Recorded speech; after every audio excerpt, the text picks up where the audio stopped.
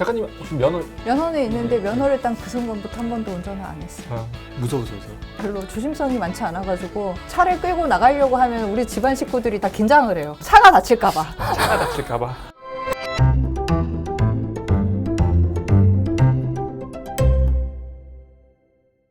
네, 드디어 마지막 슈만의 교향곡과 어떤 말들의 죽음에 대해서 얘기를 좀 나눠보려고 하는데요. 우리가 흔히 알고 있는 정말 대작곡가 베토벤이라든지 말러라든지 아니면 모차르트라든지 정말 많은 이제 교향곡을 남겼는데 교향곡 한 편 쓰기도 힘들죠. 아까 이제 브람스 처음에 교향곡 쓸 때 20년 걸렸다고. 근데 이제 4편의 교향곡을 슈만이 썼는데 또 슈만 교향곡이 다른 지휘자들 교향곡처럼 이렇게 많이 연주되는 곡은 아니고요. 슈만 교향곡이 음악사에서 정말 솔직하게 중요하다고 말할 수 있을까요?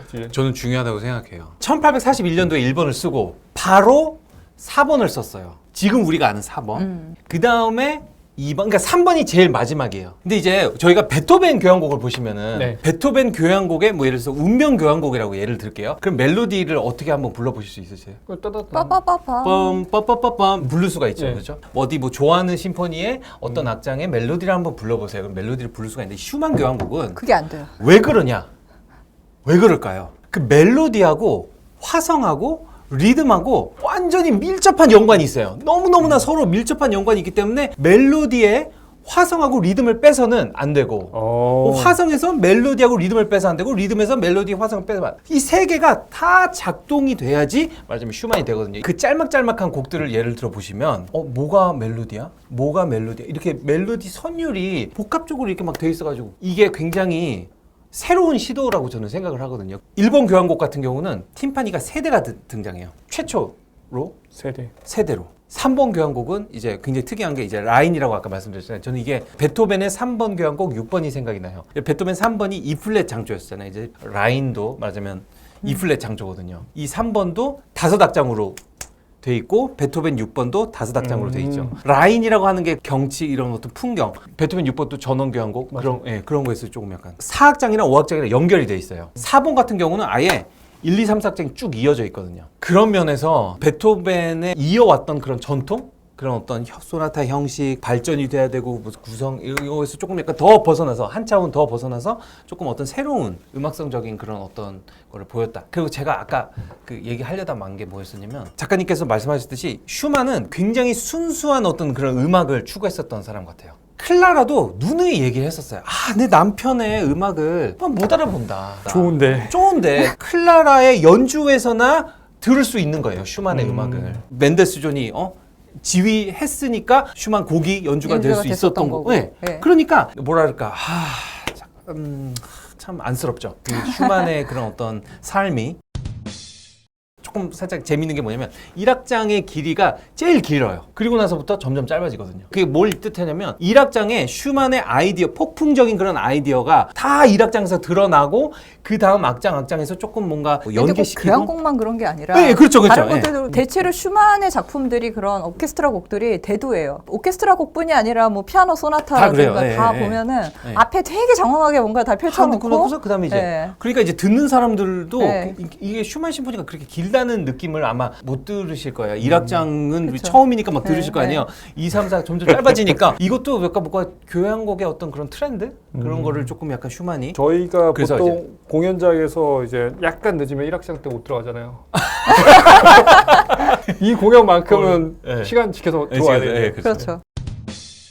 이거 제가 아까 처음에 얘기하려다가 모르겠는데 4번 교향곡 연주를 할 때 51년 버전을 굉장히 많이들 연주를 합니다. 그렇지만 저희는 41년 오리지널 버전으로다가 원전을 좋아하시는 마시모 자네티. 그렇죠. 브람스가 추천을 했던. 그리고 그 편집자에서도 브람스라고 적혀 있어요. 51년 버전은 클라라라고 적혀 있고. 그래서 제가 어떻게 달라요, 둘이? 처음부터 느끼실 수가 있어요. 옥타브를 이용을 해서 뭔가 이렇게 더 두껍게 했고 51년 버전은 41년 버전은 조금 더 얇고 좀 가볍고 41년 버전은 이태리어로 썼고 51년 버전은 독일어 템포, 클라라가, 네, 네. 템포 있잖아요. 네. 그게 언어가 달라요. 그게 근데 그렇지. 되게 그 아이러니한 게 그 41년 버전과 51년 버전의 차이가 지금 얘기하셨던 뭐 그 오케스트라의 그 두께가 얇고 네. 선율적이고 이제 이런 부분들이 사실 그 당시에 작품을 발표했을 때에 공격받았던 모든 요소들이거든요.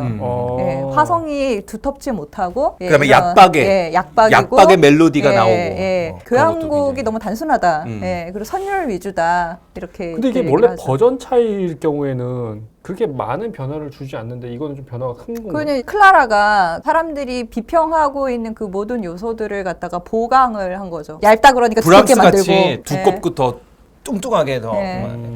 그럼 결론적으로 슈만의 교향곡들이 음악사에서 중요한 이유는 그간 해오지 않았던 슈만만의 독특한 그쵸. 어떤 특징들이 그렇죠. 그런 네. 것들을 이제 자꾸 더 음악적으로도 그렇고 뭐 예를 들어서 아까도 말씀드렸듯이 그 리듬적인 면에서 선율적인 면에서 하모니적인 면에서 새로운 것을 더 이렇게 실험하는 거죠. 익스페리멘트. 네. 익스페리먼트. 영어 쓰시지 왜 영어 쓰는데 네, 주저하세요? 수단 알아요. 네. 슈만이 이제 실내악이나 가곡도 많이 썼고 특히나 가곡에는 특출난 재능이 있었잖아요. 무조건 써야 되는지 모르겠는데 슈만이 꼭 교향곡을 썼어야 하는 이유가 있을까요? 교향곡은 진짜 클래식 고전 음악의 꽃이죠. 그거를 작곡을 하지 않으면은 삼류 작곡가에서 이제 넘어가지 못하는 거고. 그래서 이렇게 지금 그 여성 작곡가들, 그때 당시 여성 작곡가들의 실력을 비하하는 이유가 이제 그들이 오케스트라 곡을 쓰지 않았기 때문에 그렇다는 얘기를 하거든요. 실제로 작곡하는 게 어렵기도 하고. 근데 슈만 같은 경우는 그런 어떤 교향곡에 도전을 한 것이 이제 고전 작곡가로서 남겠다는 그 간지를 갖다 의도한 것도 있지만은 아까 제가 그 지난 시간에 말씀드렸던 문학을 넘어서는 어떤 음악의 가치를 갖다가 자기가 추구하려고 했을 때에 그 이전에 자기가 썼던 관현악 곡들 같은 경우 만프레드 서곡이라든가 이제 이런 곡들은 표제 음악인 거예요. 안에 스토리가 있는 거예요. 문학에 또 의존을 하는 곡들이었거든요. 근데 이제 문학에 의존을 하지 않고 아까 지휘자 선생님 말씀을 하신 것처럼 음악 그 자체가 갖고 있는 미학을 갖다 한번 구현을 해보겠다라고 진정한 도전이 사실 슈만에겐 교향곡이었던 것 같아요. 이제 그게 만만치 않았던 이유는 앞에 이제 베토벤이라는 거장이 딱 우뚝 서 있었고 베토벤처럼 작곡을 하면 베토벤의 아류라고 비난을 받았고 베토벤이랑 다르게 작곡을 하면은 이제 베토벤보다 못하다라는 비난을 받았고 베토벤 이전에 그게 하이든이 이미 예. 또 정해놨었고 그리고 교향곡에 있어서만큼은 다른 장르와 다르게 사람들이 되게 보수적으로 봤어요. 그 베토벤이 정해놓은 그 규칙에 사람들이 모두 다 그 프레임에 갇혀가지고 이 프레임 안에 안 들어오면은 그건 졸작이라고 이제 비난을 계속 받을 수밖에 없는 상황이었는데 슈만은 그 프레임을 벗어나는 쪽을 선택을 한 거죠. 그래서 당시에 이제 평론가들에게 좋은 소리를 못 들었고 선율 위주라든가 이제 이런 그 오케스트라의 그 두께가 얇다 이제 이런 비난들이 다 이제 거기서 오는 거였고 이 사람은 피아니스트고 그리고 이런 실력 작곡가나 하는 작곡이나 하는 사람들이지 두터운 화성을 갖다가 시도해야 하는 오케스트라의 그런 복잡한 음악은 작곡할 수 없는 사람이다라는 평이 당시에 지배적이었고 그리고 그 평이 사실 오늘날까지도 와요. 그래서 슈만의 교향곡을 좀 평가절하하시는 분들도 되게 많긴 하거든요. 근데 저는 정나라 지휘자님의 그 의견에 되게 100% 동감을 하는 게 베토벤의 어떤 그 아우라를 갖다 극복을 하기 위한 되게 도전적인 시도를 자신의 개성을 갖고서 한 드문 케이스라는 생각을 해요. 슈만이 있었기 때문에 음악이 계속 발전할 수 예. 이런 시도들로 네, 해서 그렇죠. 만약에 안 했었더라면 글쎄요. 그냥 똑같이 뭐 고전과 같은 멜로디, 화성, 리듬의 어떤 그런 관계들이 이어나가는 교향곡이 예. 써졌을 예, 것 같다.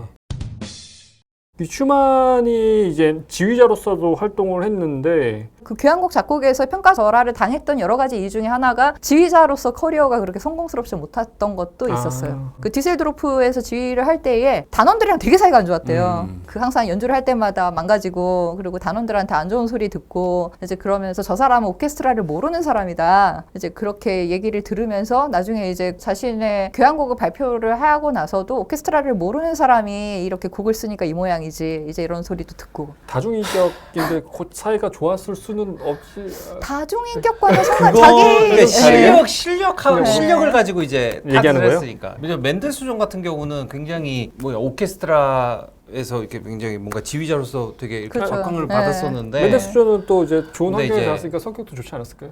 성격이 좋았다고도 하죠. 네. 그리고 더 잘생겼고. 네. 네. 그리고 되게 학구적이었고 그 사람은. 그러니까 환경이 되게 중요해요. 잘생기고 봐야 돼요. 아니 그것도 결론은- 있었는데 둘이 출발선이 달랐어요. 멘델스존은 어릴 때 신동으로 태어났고 그래, 맞아요. 집이 네. 되게 부유했고 그리고 이제 유대인 쪽 집안이었고 이제 그러다 보니까는 받쳐주는 게 되게 많았어요. 되게 재밌는 게 오늘날도 똑같은 공식이 적용이 되는 것 같은데 신동 시절부터 인정을 받았던 그 음악가들은 커서도 어쨌든 뭐 예전만큼은 아니지만 어느 정도 성공 가도를 계속 달려요. 사람들이 함부로 무시를 못 하더라고요. 근데 슈만 같은 경우는 되게 뒤늦게 이렇게 출발을 해가지고는 피아노 연주한다 그러더니 손가락 망가져. 아. 클라라 비크 막 이렇게 미성년자를 갖다 데려다가 뭐 원조 규제할 뻔했어. 그런 스캔들 달고 그리고 타이밍이- 예. 솔리스트로도 활동을 해서 성공을 하고 지휘자로 이제 활동하시는 분들이랑 좀 약간 그렇죠. 이제 그렇게 성공한 케이스가 리스트였고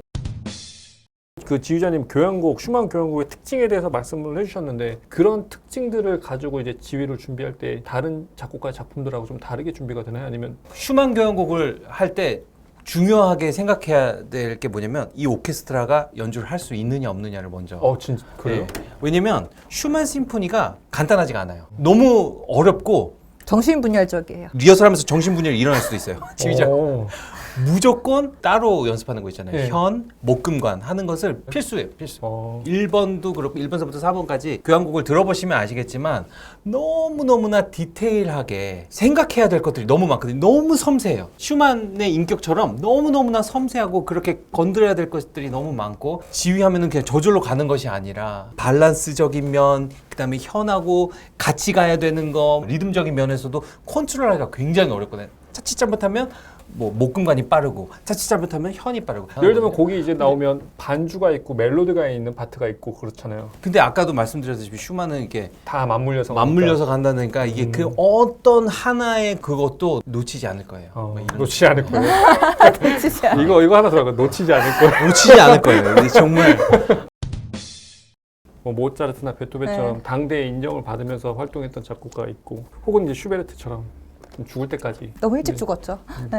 정말 뭐 고생만 하다가 이제 뒤늦게 가치를 인정받는 근데 작곡. 사실 그 슈베르트가 뒤늦게 인정을 받게 된 것도 슈만의 역할이 컸죠. 슈만이 슈베르트의 가곡들을 다 발굴을 해가지고 다시 사람들한테 평론을 통해서 재소개를 했고 그래서 슈베르트의 그 형 페르디난트를 일부러 만나러 갔어요. 빈에. 그 악보도 받아와가지고는 그레이트 교향 9번인가요? 8번인가요? 네, 9번. 9번이죠. 그것도 그렇게 출판을 갖다 중재를 하고 그랬던 게 다 슈만의 업적이거든요.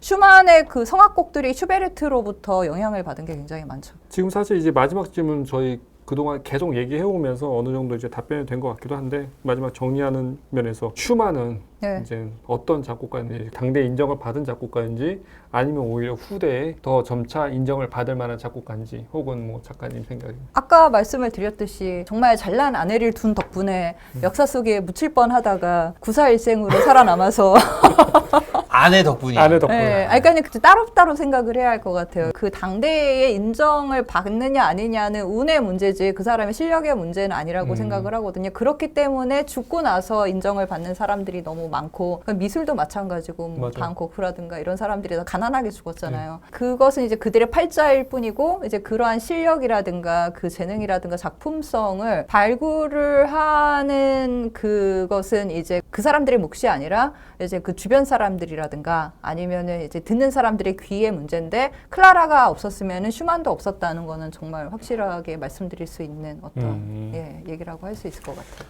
이거는 그냥 재미로 얘기하는 건데요. 예. 이건 그냥 아무런 예. 네, 그냥 한번 던져볼게요. 예. 브람스가 심포니 4개를 작곡을 했잖아요. 근데 1번이 C 마이너고 2번이 D 메이저, F 메이저, E 마이너. 그래서 도, 레, 파, 미예요. 예. 모차르트 주피터 교향곡이 사악장이 그렇게 시작해요. 도, 레, 파, 미, 의도했을까요? 랄랄라, 솔. 의도 안 했죠. 저는 의도 안 했다고 생각해요. 예. 그런데 말입니다.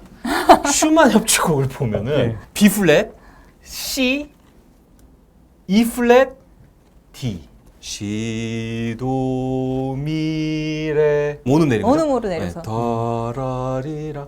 근데 이게 말이 안 돼요. 왜냐면 1번 하고서 원래는 4번. 네, 4번으로 해야 되니까. 그러니까. 예. 지휘를 공부했을 때 이거 와 이럴 수가. 쇤베르그도 이런 게 있어요. 쇤베르그가 13에 굉장히 막 민감했었던 심지어 13일에 태어나고 13일에 죽었어요. 13에 굉장히 그런 포비아였었는데 오페라를 작곡했는데 모세스 앤 아론이에요. 그러니까 MOSES and 그다음에 AARON 13이잖아요. 네. 그래서 거기서 A를 하나 뺐어요. 아 일부러. 이거 재밌으면 넣어주시고요. 재미없으면. 제가 오랜만에 또 재밌는 정말 디자인 얘기와 함께 오랜만에 뵈서 더욱더 반갑고 작가님 모시고 이렇게 많은 얘기도 나눴습니다. 저희 9월에 하는 슈만 교향곡 전곡 사이클 많이 사랑해 주시고요. 저희는 공연장에서 다시 뵙겠습니다. 감사합니다. 감사합니다.